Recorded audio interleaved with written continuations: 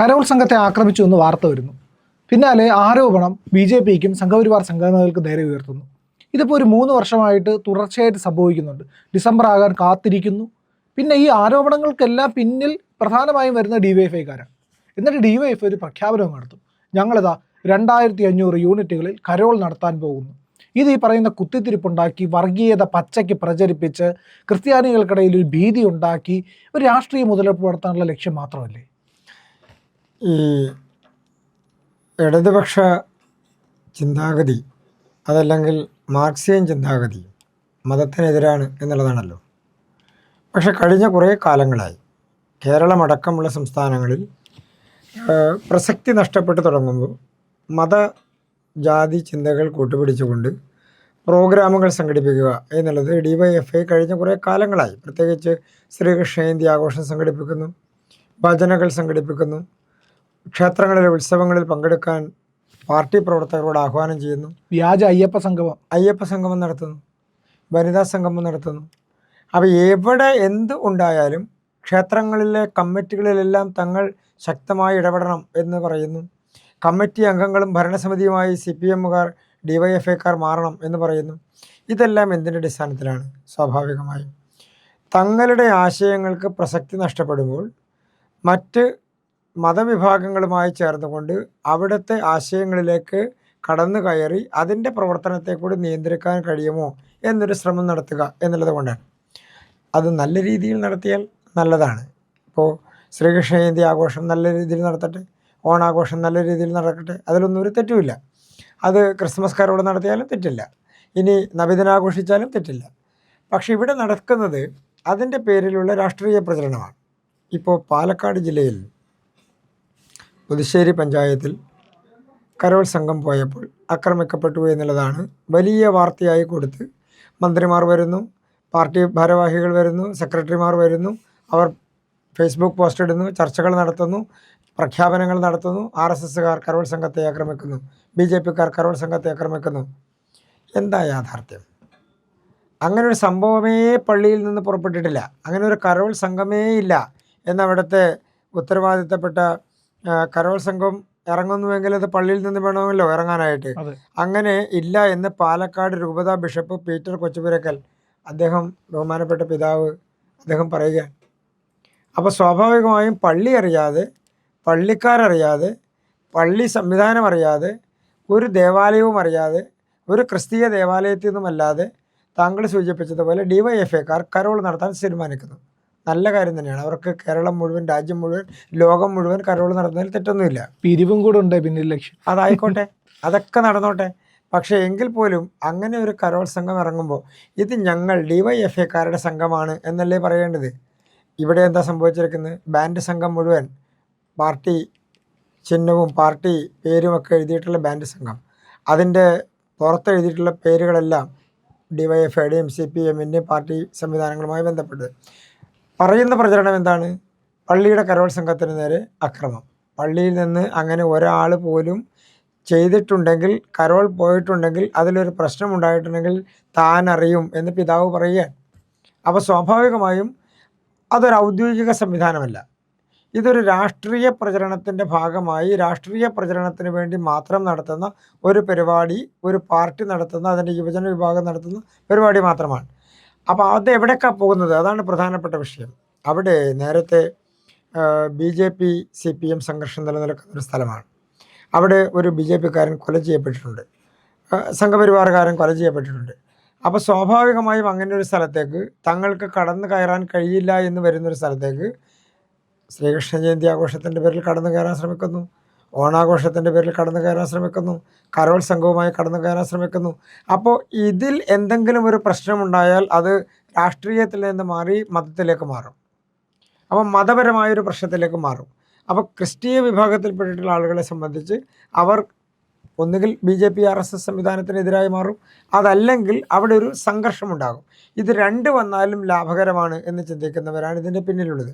മറ്റൊരു പ്രധാനപ്പെട്ട കാര്യം, കഴിഞ്ഞ കുറേ നാളുകളായി എന്ന് പറഞ്ഞാൽ ഒരു 6-7 വർഷക്കാലമായി, പ്രത്യേകിച്ച് ശ്രീ നരേന്ദ്രമോദിയുടെ നേതൃത്വത്തിലുള്ള മോഡിജിയുടെ ഗവൺമെൻറ്, കേന്ദ്ര ഗവൺമെൻറ് അധികാരത്തിൽ വന്നതിന് ശേഷം രാജ്യത്തെ വലിയൊരു വിഭാഗം മതന്യൂനപക്ഷങ്ങൾ ബി ജെ പിക്ക് അനുകൂലമായിട്ടുള്ള നിലപാട് സ്വീകരിക്കുന്നു. ബി ജെ പി രാഷ്ട്രീയത്തോട് ആഭിമുഖ്യം പുലർത്തുന്നു. പല പ്രദേശങ്ങളിലും ബി ജെ പിക്ക് അനുകൂലമായിട്ടുള്ള രാഷ്ട്രീയം ഉണ്ടാകുന്നു. ഉദാഹരണത്തിന് തൃശ്ശൂരിൽ ബി ജെ പി ജയിക്കുന്ന സാഹചര്യമുണ്ടായപ്പോൾ ഇവരെല്ലാം എന്താ പറഞ്ഞത്? സഭകളുടെ പിന്തുണയോട് കൂടിയിട്ടാണ് ജയിച്ചത് എന്നല്ലേ.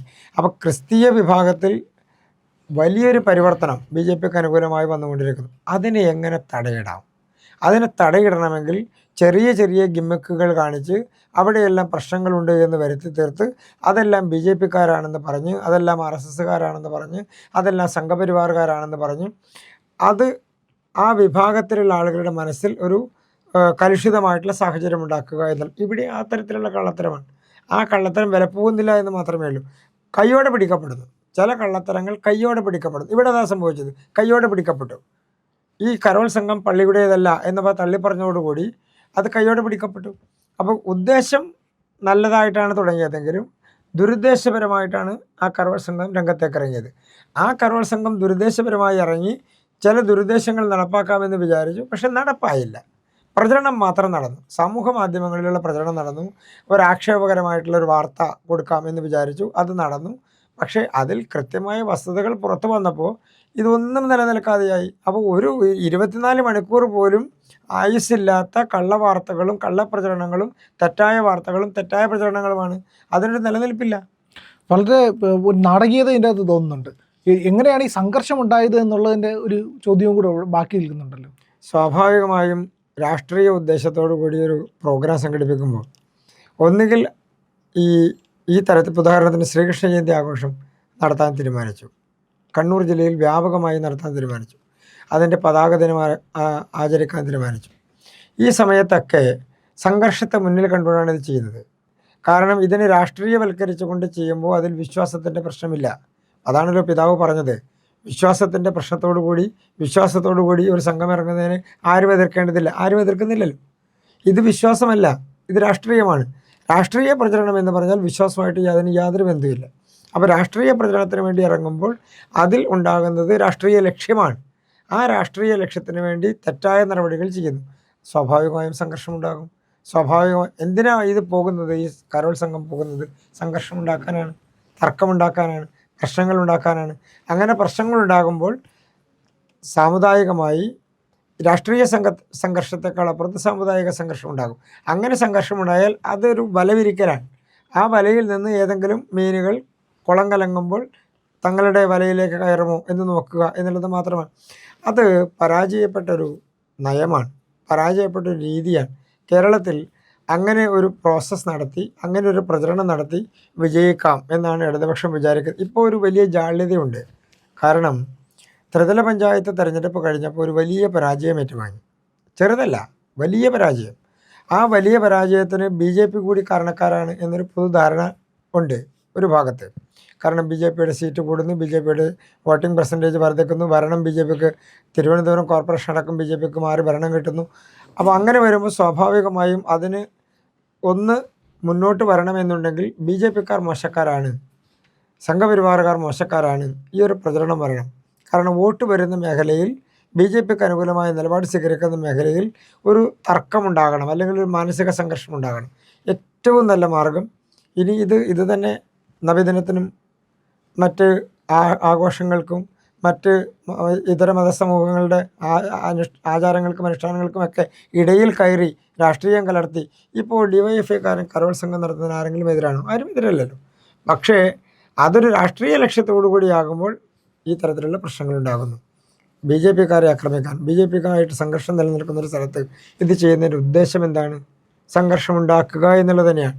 അത് പിതാവ് തള്ളി പറഞ്ഞതോടുകൂടി അങ്ങനെ പള്ളിയിൽ അങ്ങനെ ഒരു സംഭവം ഉണ്ടായിട്ടില്ല, അങ്ങനെ ഒരു സംഭവത്തിൻ്റെ കാരണവും ഉണ്ടായിട്ടില്ല എന്ന് പറയുന്നതോടുകൂടി ഉദ്ദേശം പരാജയപ്പെട്ടു, നടപടികൾ പരാജയപ്പെട്ടു, കരോൾ സംഘം പോയതിൻ്റെ ഉദ്ദേശവും പരാജയപ്പെട്ടു. അപ്പോൾ സ്വാഭാവികമായും ഇത് തെറ്റായൊരു പ്രചരണം നടത്തി മതവിദ്വേഷം കലർത്തി കേസെടുക്കേണ്ടതാണ്. മതവിദ്വേഷം ഉണ്ടാക്കാൻ നടത്തിയ ശ്രമത്തിന് പഴയ 153 പ്രകാരം കേസെടുക്കേണ്ടതാണ്. കൃത്യമായി സാമുദായിക സംഘർഷമുണ്ടാക്കി, മതസംഘർഷമുണ്ടാക്കി, ജാതി സംഘർഷമുണ്ടാക്കി അവിടെ ഒരു വലിയ വർഗീയ കലാപത്തിനുള്ള സാധ്യത ഉണ്ടാക്കാൻ കഴിയുമോ എന്നാണ് ശ്രമിച്ചത്. ഈ ക്രിസ്തുമസ് കാലഘട്ടത്തിൽ എല്ലാവരും ആഘോഷിക്കുന്ന, എല്ലാവരും അതിനോടൊപ്പം നിലനിൽക്കുന്ന, അതിനോടൊപ്പം പോകുന്ന എല്ലാ ഭവനങ്ങളിലും അത് ആഘോഷങ്ങൾ ജാതി നടക്കുക. ജാതി മതഭേദമൊന്നുമില്ല. മതമൊന്നുമില്ല. ക്രിസ്തുമസ് ഓണാഘോഷം പോലെ തന്നെ ഏകദേശം അതെ ക്രിസ്തുമസും ഒക്കെ ന്യൂ ഇയറും ഒക്കെ ഒരു വലിയ ആഘോഷത്തിൻ്റെ ഭാഗമായി മാറിയിരിക്കുകയാണ്.